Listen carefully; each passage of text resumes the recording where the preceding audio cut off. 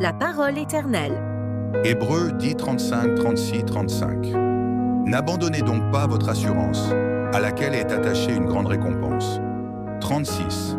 Car vous avez besoin de persévérance, afin qu'après avoir accompli la volonté de Dieu, vous obteniez ce qui vous est promis. Méditation. Ces deux versets s'adressent à des croyants fatigués, découragés ou tentés d'abandonner.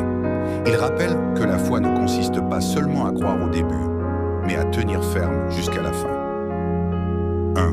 N'abandonnez donc pas votre assurance. Le mot « assurance » ici, du grec « parésia », signifie confiance ouverte, courage, foi déclarée sans crainte.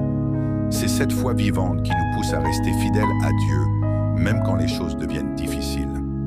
Le danger, ce n'est pas de tomber, mais de laisser tomber notre confiance, de baisser les bras spirituellement. Ai-je encore cette audace spirituelle, cette assurance devant Dieu? Qu'est-ce qui, dans ma vie, a érodé cette confiance?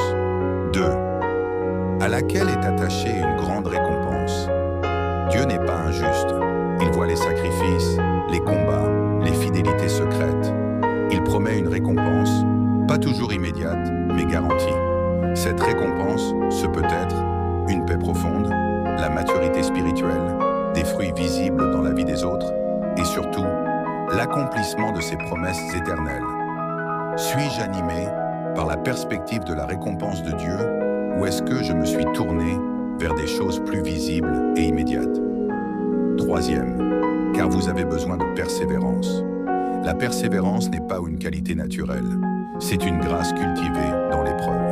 C'est la capacité de continuer à marcher même quand le chemin est long ou obscur. Elle s'apprend dans la prière constante même sans réponse immédiate, la fidélité dans les petits choix quotidiens, l'attente patiente du temps de Dieu.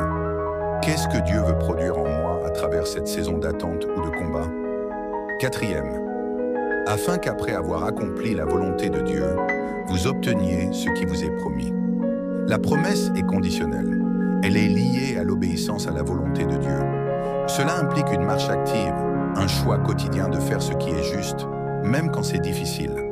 Suis-je en train de faire la volonté de Dieu aujourd'hui, ou suis-je paralysé et c'est par la peur, le doute ou la fatigue?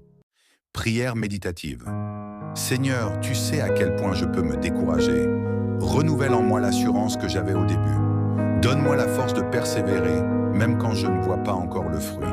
Je choisis aujourd'hui de faire ta volonté, de te faire confiance et d'attendre patiemment la promesse que tu m'as faite. Soutiens-moi par ton esprit et glorifie-toi.